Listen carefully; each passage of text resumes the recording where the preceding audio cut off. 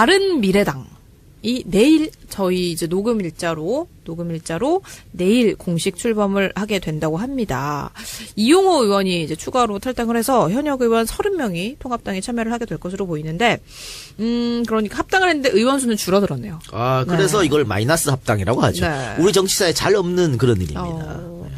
그러니까는 그리고 소속 의원이 지금 30명인데 5명 정도는 이제 당적만 두고 전혀 당에 도움이 안 될 그런 상황. 그렇지. 비례대표? 25명으로. 이게 뭐 이상돈, 박주현, 장정숙, 박선숙 정도는 네. 거부 의사를 밝혔습니다. 원내에서 좀 영향력을 행사를 할 수 있을까요? 계속 지랄하겠지. 계속 툭하면은. 정말 특히 이상돈. 이거 정말 재밌는 상황이에요. 보내줘 그냥. 왜 데리고 가는 거야 계속. 그래서 안 보내주면 좋겠어, 재밌게. 결국은 안철수가 보내줄 거야, 나중에는. 못 버틸 거예요. 아, 그래요? 계속 불협화음 나는 걸 못 버틸 거야. 근데 그런 생각하면은 이미 보내주지 않았을까요? 아니, 안철수는 정치 경험이 짧잖아요. 그래서 아직도요? 아니, 뭘 한 게 있다고. 한 건 없지만. 아직 그렇게 불협화음이 얼마나 당 지지율을 갉아먹고 이런 걸 몰라. 아하. 한번 보라고, 한번. 아니, 자기가 했잖아요, 그렇게. 그렇지. 근데 근데 왜 몰라? 자기 한 거는 정당한 거로 생각했지. 당할 때는 당한 적은 없다? 당한 적은 없지. 자기가 당해봐야 돼. 발목 잡고 이런 적은 있지만 한 적이 없기 때문에. 안철수가 서울 출마하고 이상돈 의원이 더불어민주당 지지를 하고 막 박원순님네라 이런 거 한 번씩 해야지 빡쳐서 보내주지. 진짜 얼마나 심하게 하고 얼마나 괴롭혀야 진짜 제명당하는지 한번 봐야 되겠습니다. 그렇습니다. 예. 극한의 아주 내부 총질을 해야 그래도 안 해줄 것 같아. 그러니까. 예. 그러니까 출마하고 자기 돈 좀 날리면 해줄 수도 있을 것 같아. 자기 돈 보전하는 데는 짱이니까. 저 다른 당 선거운동 해도 안 잘릴 것 같아요. 제명 안 시킬 것 근데 같아요. 앞으로 그럴 가능성도 있어요. 네. 그래서 막장 드라마네, 거의. 다른 당 후보를 당선시키려고 그런 건 안 하겠지만 안철수 욕할 수는 있잖아. 아니면 자기 당 후보 낙선운동. 그렇지, 바로 그거지. 그럴 수 있어. 재밌네요. 그럼 또 유승민은 지금도 빨리 풀어줘라는 입장이거든. 근데 이제 유승민도 그런 입장이 안 될 것 같습니다. 왜냐하면 김연아 의원이 있잖아요. 네. 자유한국당 소속 비례대표인데 바른정당, 구 바른정당에 합류하고 싶었으나 맞아요. 자유한국당이 이제 제명 안 시켜줬잖아요. 안 놔주고 있죠. 예. 그런데 김연아 의원이 입장을 바꿨습니다. 반성문 제출하지 않았어? 반성문을 쓰고 그동안 잘못했다. 자유한국당에 다시 받아달라라고 해서 홍준표 대표도 거기에 호응을 했죠. 그렇다면은 데리고 올 사람도 없어진 거야. 야, 그럼 복부한테 쳐야지. 네. 사랑한다고 씨발이라. 그러면 이제 국민의당 소속의 그런 비례대표들을 또 출당시킬, 제명시킬 그런 이유가 또 없어진 거죠. 명분상 또. 그럴 필요가 없어진 거니까 굉장히 흥미로운 상황이 될 아니, 것 같습니다. 김연아는 홍준표를 욕하거나 이런 적이 없잖아요. 없나요? 근데 한번 보라고. 이상도는 계속 할 거라고. 그러니까 김연아는 투표나 이럴 때 자기 소신을 얘기했지. 언론은 내가 떠든 적이 없어. 그래요. 전투력이 다르죠. 다르죠. 이상돈하고 완전 달라요. 박선숙 이상돈하고 완전 달라요. 또 이상돈 의원은 용어 자체를 안철수 전 대표를 굉장히 어린아이 취급합니다. 신랄하게 비판을 하더라고요. 방송에서도. 또 하나 문제는 정강정책의 문제예요. 지금 유승민 계속해서 이제 안보 이슈를 갖고 올림픽에도 계속 얘기하잖아요. 네. 근데 안철수는 거기에 따라가면 호남을 계속 놓칠 수밖에 없는 상황이야. 그리고 안철수가 얘기했던 거는 자기는 자유한국당 같은 이념 스펙트럼 안 따라간다 그랬거든. 근데 어쨌든 유승민은 거기랑 유사할 수밖에 없고 계속 거기에 따라가다 보면 자기는 자기 색깔이 없어. 그럼 어떡할 거냐. 이 문제를 갖고 시끄러울 거라고. 앞으로 계속 저 당은 시끄러울 일밖에 없다.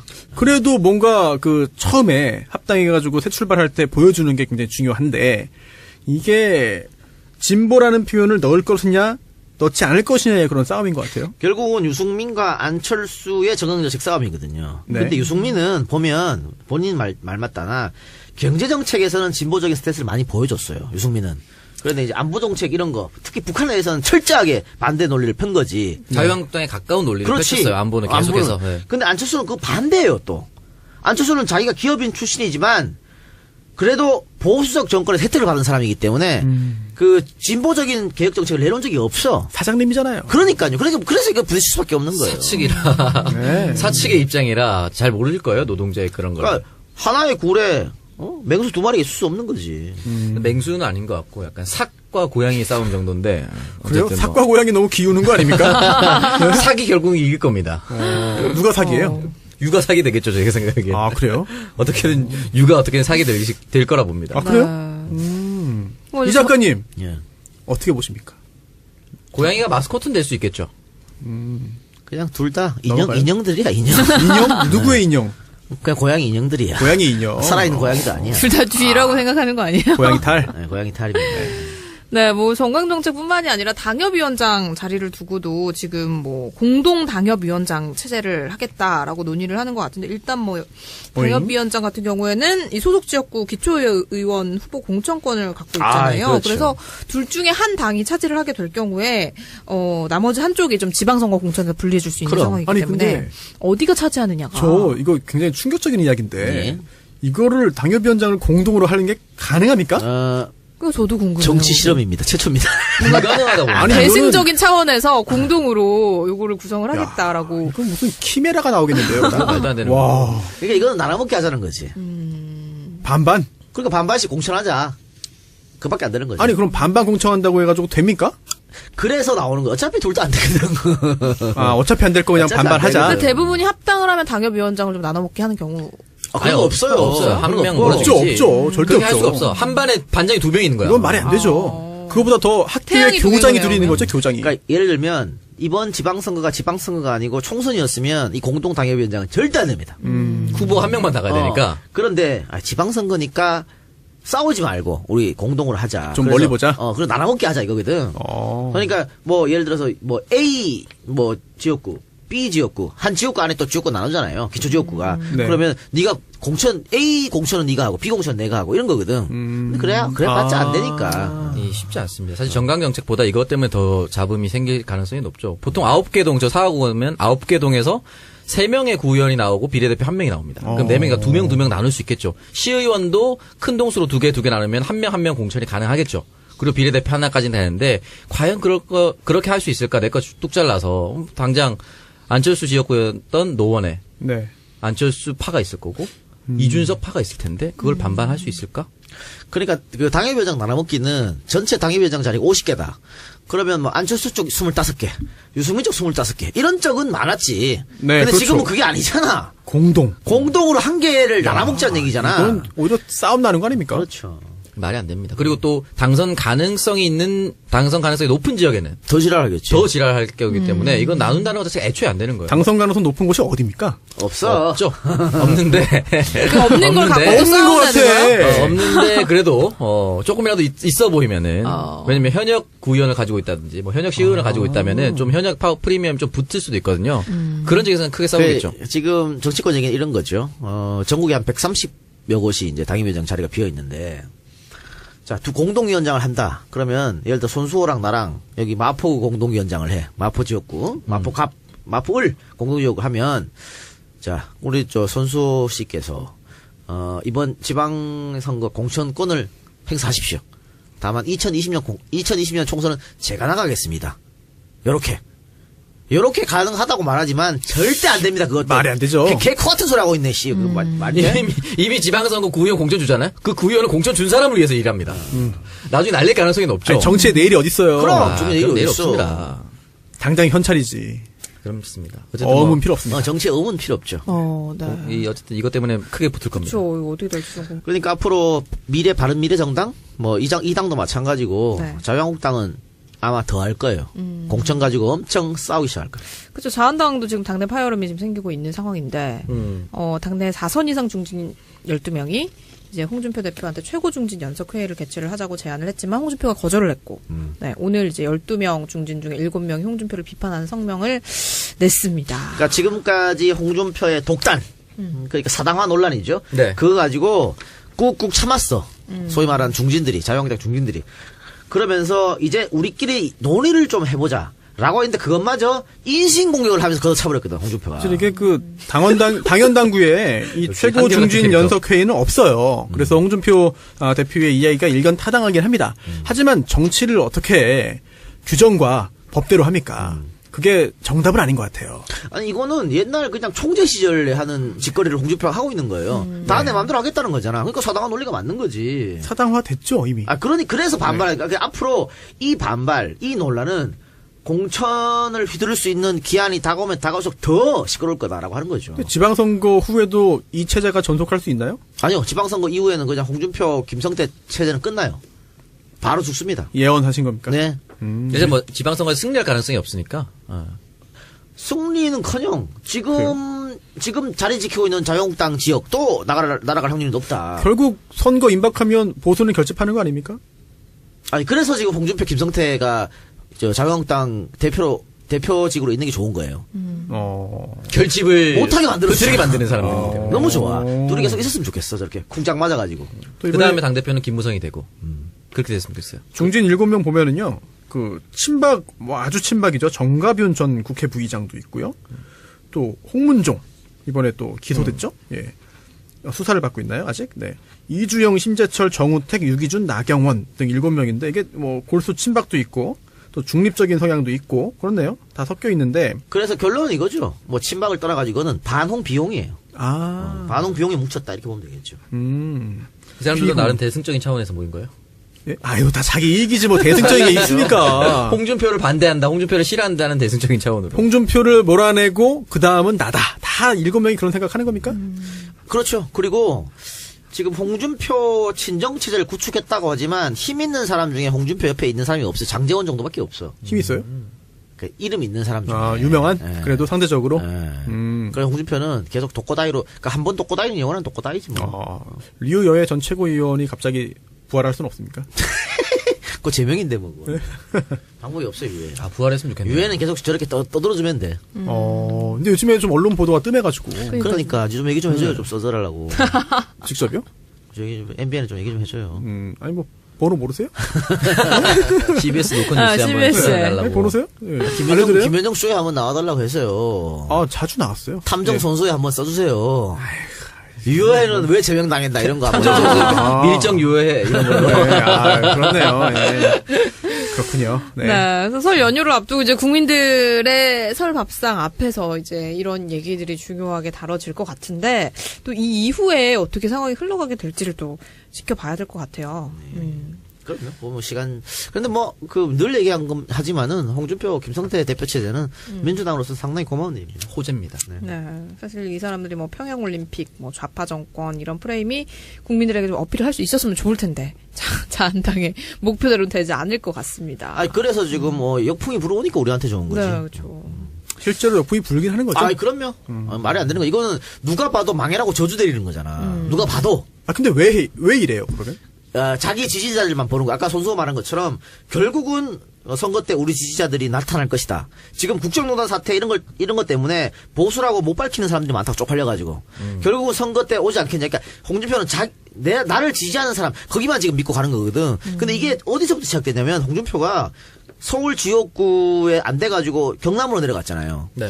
서울에 지역구 있어서 이지랄 못합니다. 동대문? 민병두한테 눈치 봐야지. 뺏겼죠. 네. 근데 경남으로 가면서 이지랄 해도 뽑히는 걸 봤어. 아하. 그때부터 시작인 거예요. 눈치 안 보고 계속 이렇게 우리 지지자를 뭐 가자. 그 스탠스가 여기서 나온 거죠. 그래서 너무 잘 됐어요. 저 개인적으로 궁금한 게 있는데, 오창석 위원장에게.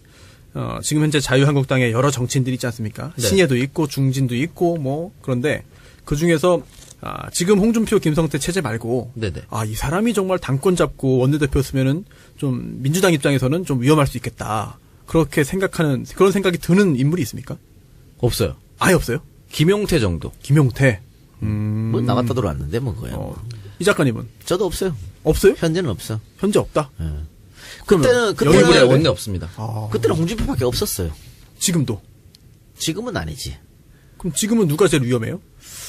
좀 위협적입니까? 아니 지금은 김무성이 나와가지고 네. 홍준표 반대로 하면 민주당이 약간은 위험해질 수 있죠. 근데 뭐 홍준표 반대로 하는 게 그럴 확률도 좀 있지 않나요? 아니 김무성. 홍준표 체제로 쭉 가요. 홍준표가 내려놓지 않는 이상. 뭐 홍준표를 반대한다고 해서 올바른 보수의 길을 가는 건 아니니까. 그리고 김무성은 그걸 노릴 거야 오히려. 홍준표 제대로 가는 걸 가서 망하는 걸. 그렇지. 야, 지금 그렇지. 손은 잡고 있지만 그렇지. 그 후를 노리고 있다. 그렇지. 결국은 날 추대할 수밖에 없지 않느냐 니네들이. 수대를 바라는 꽃가마. 어쨌든 뭐 멸족할 때까지 기다리겠죠. 그러게요. 그리고 나서 바른미래랑 또 합칠 수도 있어요. 김무성이가 탑이 되고. 대한애국당도. 그건 아니고. 돼요? 대한애국 조원진은 안 되고. 그럴 수도 있다니까. 총선 직전에. 2025년. 바른미래에서는 국민의당 쪽에서 온 사람들도 반발하지 않을까요? 그때는 또 달라지죠. 그 문재인 정권을 우리가 견제해야 된다. 지방선거도 참패했기 때문에 방법 그밖에 없다라고 해서 합칠 가능성도 있다. 그럼 그 사람들은 진보를 아예 버리는 거네. 그렇게 되면. 애초에 그러면 진보의 가치는 없었어요. 이렇게 하겠죠 또 그들에게. 합리적 보수와 합리적 중도와 합리적 진보가 결합했다. 그러니까 말장은 하겠지. 신삼당 합당. 어차피 교집합. 김무성이랑 유승민이랑 한솥밥 먹었던 사람이니까 또 그렇게 나중에 합당할 가능성이 있다. 안철수는 어여라 등귀하지 뭐 그러면 어찌든 그러면 내가 이쪽에서 대통령 후보 될 수 있겠는데 판단하면 바로 오케이지. 그렇게 하면 좋겠다. 예? 선명해지니까 오히려. 선명. 선명야. 네. 알겠습니다. 그럼 저희 광고 듣고 와서 계속해서 주제 토크 이어가 볼게요. 이 방송이 업로드되기 전인 내일이죠. 네, 최순실의 1심 선고가 예정이 돼 있습니다. 아마 요거 2부 듣고 계실 때는 선고가 나왔을 것 같은데 일단 이 얘기를 계속 해볼게요. 일단은 뭐 이전처럼 국민들을 좀 허탈하게 만드는 판결이 나오지 않길 바라봅니다. 최순실의 1심 선고 어떤 점을 저희가 좀 관심 있게 봐야 될까요? 일단 검찰에서 25년 구형했죠. 네. 25년 구형했는데 저는 무기징역 이상이 나올 줄 알았는데 검찰 구형이 25년이 나온 거는 벌금 예, 1,200억 맞습니다. 예. 정도죠? 그때도 말씀드렸습니다만 박근혜를 무기 때리려고 최순실을 25년 구형한 거다. 이렇게 이제 판단하는 거거든요. 그리고 법원도 여기 받아가지고 굉장히 중형을 선고할 것이다. 그런데 이재용 재판에서 이상한 판결이 나왔잖아요. 네. 근데 이재용 재판에 이상한 판결 나오면서 그게 박근혜 최순실 재판에 영향이 있을 것이다 없을 것이다 말이 많았습니다만 일단은 저는 영향이 없을 거라고 봐요. 없을 거라고 보는데 네. 한 가지 좀 마음에 걸리는 거 안종범 수첩을 이재용 1심에서 증거로 인정했어요. 그리고 장시호 재판에서도 증거로 인정했습니다. 그런데 이재용 2심에서 이거를 증거로 인정 안 한 거야. 근데 이것도 웃긴 건데 뭐 법률가가 나와 있으니까 더 잘 알겠지만 안종범이가 박근혜가 뭐라 할 때 이걸 다 메모하면서 나중에 3년 뒤에 혹은 5년 뒤에 10년 뒤에 박근혜 좆대라 하고 지가 쓴 게 아니야. 만약에 그렇게 썼다면 이건 증거 능력으로 인정이 안 돼요. 그런데 그게 아니잖아. 자기는 미래에 뭔 일이 일어날지도 아무런 생각 안 하고 정말 그냥 받아 쓴 거거든. 그럼 이건 당연히 증거로 인정을 해줘야 되는데 이걸 이재용 때 증거를 인정 안 해준 거야. 그래서 혹시 이번 재판에도 인정을 안 해주면 어떡할까라고 걱정하는 분도 계시고 저도 걱정이 되는데 네. 저는 결과론적으로 아무런 걱정할 거 없다. 왜냐하면 이번 재판부는 다르다. 그래요? 이번 이 최순실 재판부. 이 최순실 재판부가 어느 재판부냐면 장시호 더 많이 때린 재판부예요. 맞죠? 그 5년 때렸죠? 그렇죠. 그러니까 김세윤 부장. 김세훈 부장. 그러니까 1심이 아니죠. 그 장시호가 집행유예로 풀려날 것이라고 다들 예상했었잖아. 일단은 그 불구속 상태에서 재판을 받았죠. 그렇죠. 유일하게 장시호만 불구속 상태였잖아요. 추가 혐의 인정 안 해주고. 그랬는데 검찰이 구형한 것보다 더 많이 때려버렸거든. 김세훈 판사. 네. 그리고 김세훈 판사 스타일상 저는 이재용 판결이랑 완전 다르게 다 인정할 검찰 것이다. 구형하고 비슷하게 갈 것이다. 예, 저는 그렇게 봅니다. 일단 사실 최순실 선고 결과가 박근혜 재판에 가늠자가 좀 될 수 있을 것 같다고 보시는 그건 사람들 그러니까 많거든요. 이재용 재판하고 박근혜 최순실 재판은 연결됐다고 말하지만 그래도 크게 문제가 없을 거라고 보는데 최순실하고 박근혜는 이거는 쌍둥이 재판이에요. 공범이죠. 그러니까 공동정범이라 계속 나오고 있습니다. 그러면 1심 이 재판부가 선고할 형량이 검찰하고 비슷할 것이다. 저는 문제 없을 거라고 봅니다. 우리 손 변호사님 어떻게 보세요? 네, 저도 이재용 부회장이 이제 결국 집행유예로 인해서 석방됐습니다만 네. 최순실 씨, 본명 최서원 씨는 그럴 일이 없다. 없다라고 생각하고요. 저희가 물론 여러 가지 구체적인 상황을 다 고려하고 반영해야 형량을 알 수 있고 또 실제로 재판부가 유죄 판결로 선고한다는 전제로 형량을 어떻게 결정할지는 지켜봐야 되는 겁니다만 예. 네. 재미삼아 한번 저희가 우리 한번 형량 한번 맞춰볼까요? 의견을 한번 더 많이 나올 수도 있나요? 그렇죠. 가능합니다. 장시호도 올려치기 당했잖아. 올려치기 당했잖아. 일단 30년. 징역 그러니까. 30년. 지금 네. 30년의 의미가 있어요, 근데 이렇게 하면 막 무기징역 거의 비슷하지 않아요? 그게 지금 법이 한번 바뀌어가지고 네. 가중해가지고 할 때 최장 50년까지 가능합니다. 형량 자체를 때릴 예, 때. 예. 네.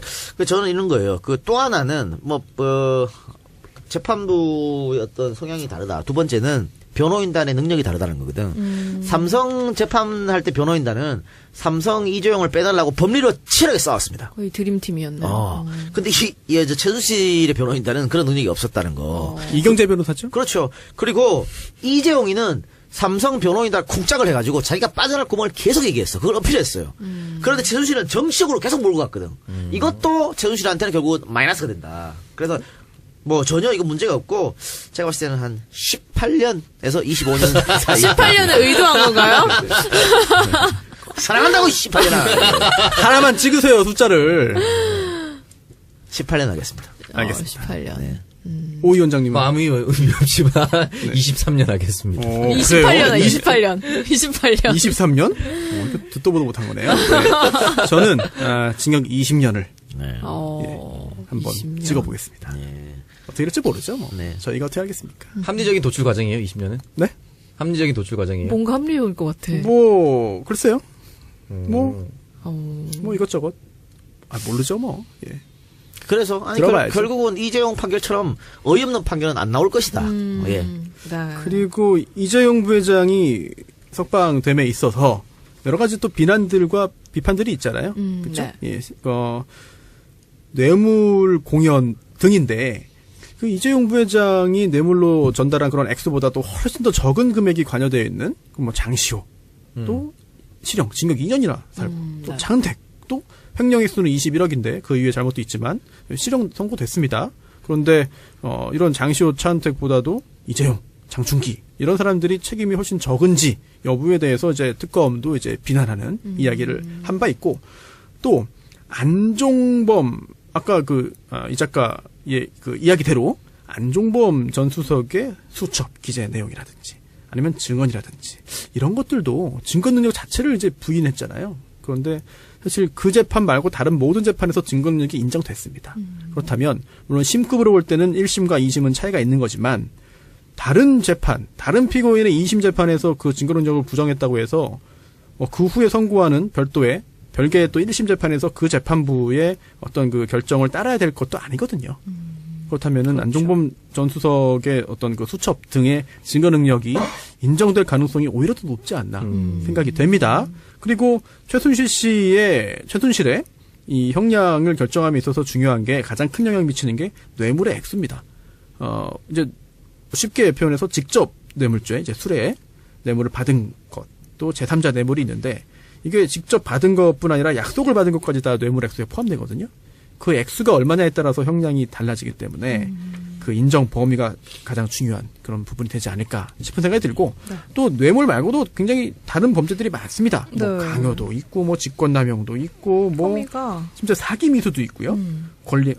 이런 것들이 있는데 이게 뇌물이 워낙 커 보이니까 다른 게 별거 아닌 것처럼 보이지. 다 하나하나 놓고 보면 굉장히 심각한 범죄입니다. 그러니까 결정적으로 최순실은 이재용이 아니야.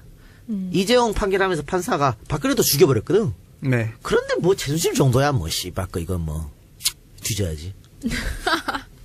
그리고 재판받는 과정에서의 태도라든지 네. 이런 것도 영향을 좀 미칠 것 같아요. 유죄라는 전제 하에 형량을 산정함에 있어서. 네. 네, 그럼 한번 지켜보겠습니다.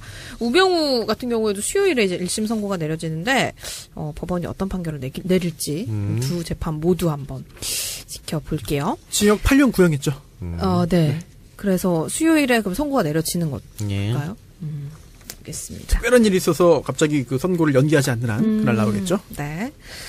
바른미래당이 내일 저희 이제 녹음 일자로 내일 공식 출범을 하게 된다고 합니다. 이용호 의원이 이제 추가로 탈당을 해서 현역 의원 30명이 통합당에 참여를 하게 될 것으로 보이는데, 그러니까 합당을 했는데 의원 수는 줄어들었네요. 아 그래서 네. 이걸 마이너스 합당이라고 하죠. 네. 우리 정치사에 잘 없는 그런 일입니다. 그러니까는 그리고 소속 의원이 지금 30명인데 5명 정도는 이제 당적만 두고 전혀 당에 도움이 안 될 그런 상황. 그렇지. 비례대표. 25명으로 이게 뭐 이상돈, 박주현, 장정숙, 박선숙 정도는 네. 거부 의사를 밝혔습니다. 원내에서 좀 영향력을 행사를 할 수 있을까요? 계속 지랄하겠지. 계속 툭하면은 이상 특히 이상도. 이거 정말 재밌는 상황이에요. 보내줘 그냥. 왜 데리고 가는 거야 계속. 그래서 안 보내주면 좋겠어, 재밌게. 결국은 안철수가 보내줄 거야 나중에는. 못 버틸 거예요. 아, 그래요? 계속 불협화음 나는 걸 못 버틸 거야. 근데 그런 생각하면은 이미 보내주지 않았을까요? 아니 안철수는 정치 경험이 짧잖아요. 그래서 아직도요? 아니 뭘 한 게 있다고. 한 건 없지만. 아직 그렇게 불협화음이 얼마나 당 지지율을 갉아먹고 이런 걸 몰라. 아하. 한번 보라고 한번. 아니 자기가 했잖아요 그렇게. 그렇지. 근데 근데 왜 몰라? 자기 한 거는 정당한 거로 생각했지. 당할 때는 당한 적은 없다. 당한 적은 없지. 자기가 당해봐야 돼. 발목 잡고 이런 적은 있지만 한 적이 없기 때문에. 안철수가 서울 출마하고 이상돈 의원이 더불어민주당 지지를 하고 막 박원순님네라 이런 거 한 번씩 해야지 빡쳐서 보내주지. 진짜 얼마나 심하게 하고 얼마나 괴롭혀야 진짜 제명당하는지 한번 봐야 되겠습니다. 그렇습니다. 예. 극한의 아주 내부 총질을 해야 그래도 안 해줄 것 같아. 그러니까. 예. 그러니까 출마하고 자기 돈 좀 날리면 해줄 수도 있을 것 같아. 그렇게 할 수 있을까? 내 거 뚝 잘라서 당장 안철수 지역구였던 노원에 네. 안철수 파가 있을 거고 이준석 파가 있을 텐데 그걸 반반할 수 있을까? 그러니까 그 당협위원장 나눠먹기는 전체 당협위원장 자리가 50개다. 그러면 뭐 안철수 쪽 25개, 유승민 쪽 25개 이런 쪽은 많았지. 네, 근데 그렇죠. 지금은 그게 아니잖아. 공동으로 한 개를 나눠먹자는 얘기잖아. 이건 오히려 싸움 나는 거 아닙니까? 그렇죠. 말이 안 됩니다. 그리고 또 당선 가능성이 높은 지역에는 더 지랄하겠지. 더 지랄할 거기 때문에 이건 나눈다는 것 자체가 애초에 안 되는 거예요. 당선 가능성 높은 곳이 어디입니까? 없어. 없죠. 없는데. 그 없는 걸 갖고 또 없는 것 싸운다는 거야? 같아. 없는데 그래도 조금이라도 있어 보이면은 어. 왜냐면 현역 구의원을 가지고 있다든지 뭐 현역 시의원을 가지고 있다면은 좀 현역 파워 프리미엄 좀 붙을 수도 있거든요. 그런 쪽에서는 크게 싸우겠죠. 지금 정치권 얘기는 이런 거죠. 전국에 한 130여 곳이 이제 당협위원장 자리가 비어 있는데, 자, 두 공동위원장을 한다. 그러면 예를 들어 손수호랑 나랑 여기 마포 공동위원장을 해. 마포 지역구, 마포을 공동지역구 하면, 자, 우리 저 손수호 씨께서 이번 지방선거 공천권을 행사하십시오. 다만 2020년 총선은 제가 나가겠습니다. 요렇게 가능하다고 말하지만 절대 안 됩니다. 그것도 말이 안 되죠. 개코 같은 소리 하고 있네. 씨. 그거 말이 돼? 이미 지방선거 구의원 공천 주잖아요. 그 구의원은 공천 준 사람을 위해서 일합니다. 나중에 날릴 가능성이 높죠. 아니, 정치에 내일이 어딨어요. 그럼. 중에 그럼 내일 어딨어. 없습니다. 당장 현찰이지. 그렇습니다. 어쨌든 어음은 필요 없습니다. 정치에 음은 필요 없죠. 네. 어쨌든 이것 때문에 크게 붙을 겁니다. 그렇죠. 이거 어디 될지 좀. 그러니까 앞으로 바른 미래 정당 이념 스펙트럼 안 따라간다 그랬거든. 근데 어쨌든 유승민은 거기랑 유사할 수밖에 없고 계속 거기에 따라가다 보면 자기는 자기 색깔이 없어. 그럼 어떡할 거냐. 이 문제를 갖고 시끄러울 거라고. 앞으로 계속 저 당은 시끄러울 일밖에 없다. 그래도 뭔가 그 처음에 합당해가지고 새 출발할 때 보여주는 게 굉장히 중요한데 이게 진보라는 표현을 넣을 것이냐 넣지 않을 것이냐의 그런 싸움인 것 같아요. 결국은 유승민과 안철수의 정강정책 싸움이거든요. 네. 근데 유승민은 보면 본인 말 맞다나 경제정책에서는 진보적인 스탠스를 많이 보여줬어요. 유승민은. 그런데 이제 안보정책 이런 거 특히 북한에 대해서는 철저하게 반대 논리를 편 거지. 자유한국당에 가까운 논리를 펼쳤어요. 안보는 계속해서. 네. 근데 안철수는 그 반대예요 또.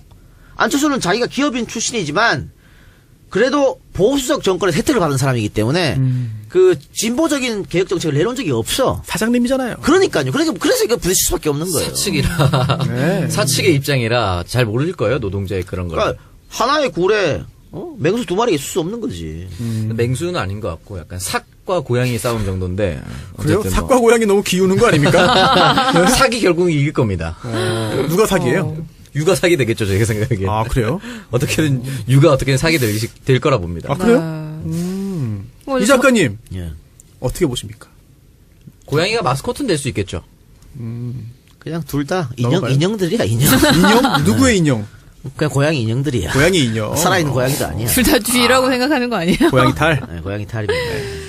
네, 뭐 정강정책뿐만이 아니라 당협위원장 자리를 두고도 지금 뭐 공동 당협위원장 자기 돈 보전하는 데는 짱이니까. 저 다른 당 선거운동 해도 안 잘릴 것 같아요. 제명 안 시킬 것 근데 같아요. 앞으로 그럴 가능성도 있어요. 네.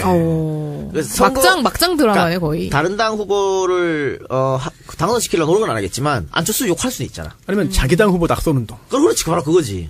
그럴 수 야, 있어요. 재밌네요. 그럼 또 유승민은 지금도 빨리 풀어줘라는 입장이거든. 근데 이제 유승민도 그런 입장이 안 될 것 같습니다. 왜냐하면 김연아 의원이 있잖아요. 네. 자유한국당 소속 비례대표인데 바른정당, 구 바른정당에 합류하고 싶었으나 맞아요. 자유한국당이 이제 제명 안 시켜줬잖아요. 안 놔주고 있죠. 예. 그런데 김연아 의원이 입장을 바꿨습니다. 반성문 제출하지 않았어요? 반성문을 쓰고 그동안 잘못했다. 자유한국당에 다시 받아달라라고 해서 홍준표 대표도 거기에 호응을 했죠. 그렇다면은 데리고 올 사람도 없어진 거야. 야, 그럼 복부한테 쳐야지. 네. 사랑한다고 씨발이라. 그러면 이제 국민의당 소속의 그런 비례대표들을 또 출당시킬, 제명시킬 그런 이유가 또 없어진 거죠. 명분상 또. 그럴 필요가 없어진 거니까 굉장히 흥미로운 상황이 될 아니 것 같습니다. 김연아는 홍준표를 욕하거나 이런 적이 없잖아요. 없나요? 근데 한번 보라고. 이상도는 계속 할 거라고. 그러니까 김연아는 투표나 이럴 때 자기 소신을 얘기했지 언론은 내가 떠든 적이 없어. 그래요. 전투력이 다르죠. 다르죠. 이상돈하고 완전 달라요. 박선숙 이상돈하고 완전 달라요. 또 이상돈 의원은 용어 자체를 안철수 전 대표를 굉장히 뭐 어린아이 취급합니다. 신랄하게 비판을 하더라고요. 방송에서도. 또 하나 문제는 정강 정책의 문제예요. 지금 유승민 계속해서 이제 안보 이슈를 갖고 올림픽에도 계속 얘기하잖아요. 네. 근데 안철수는 거기에 따라가면 호남을 계속 놓칠 수밖에 없는 상황이야. 그리고 안철수가 얘기했던 거는 자기는 자유한국당 같은 합세를 하겠다라고 논의를 하는 것 같은데 일단 당협위원장 같은 경우에는 이 소속 지역구 기초의원 후보 공천권을 갖고 있잖아요. 그렇죠. 그래서 둘 중에 한 당이 차지를 하게 될 경우에 나머지 한쪽이 좀 지방선거 공천에서 불리해질 수 있는 그럼. 상황이기 아니, 때문에 근데 어디가 차지하느냐가 이거 굉장히 충격적인 이야기인데 네. 이거를 당협위원장을 공동으로 하는 게 가능합니까? 그거 저도 궁금해요. 정치 실험입니다. 최초입니다. 불가능하다고. 아니, 대승적인 차원에서 공동으로 요거를 구성을 하겠다라고. 이건 무슨 키메라가 나오겠는데요. 말도 안 되는 와, 그러니까 이거는 나눠먹게 하자는 거지. 반반? 그러니까 반반씩 공천하자. 그밖에 안 되는 거지. 아니 그럼 반반 공천한다고 해가지고 됩니까? 그래서 나오는 거. 어차피 둘 다 안 되거든. 어차피 안 될 거 그냥 어차피 안 반반하자. 되거든. 근데 대부분이 합당을 하면 당협위원장을 좀 나눠먹게 하는 경우. 그런 거 없어요. 없어요. 한 명 없죠. 절대 그렇게 할 없죠. 수가 없어. 한 반에 반장이 2명 있는 거야. 이건 말이 안 되죠. 그거보다 더 학교에 태양이 교장이 동행하네요, 둘이 있는 그러면? 거죠, 교장이. 그러니까 예를 들면 이번 지방선거가 지방선거가 아니고 총선이었으면 이 공동 당협위원장은 절대 안 됩니다. 후보 한 명만 나가야 되니까. 그런데 지방선거니까 싸우지 말고 우리 공동으로 하자. 좀 그래서, 멀리 보자? 그럼 나눠먹기 하자 이거거든. 그러니까 예를 들어서 A 지역구, B 지역구, 한 지역구 안에 또 지역구 나누잖아요. 기초 지역구가. 네. 그러면 네가 A 공천은 네가 하고 B 공천은 내가 하고 이런 거거든. 근데 그래봤자 안 되니까. 쉽지 않습니다. 사실 정강 정책보다 이것 때문에 더 잡음이 생길 가능성이 높죠. 보통 9개 동, 저 사하구면 9개 동에서 3명의 구의원이 나오고 비례대표 1명이 나옵니다. 그럼 4명이니까 2명 나눌 수 있겠죠. 시의원도 큰 동수로 2개 나누면 1명 공천이 가능하겠죠. 그리고 비례대표 하나까지는 되는데 과연 그럴 거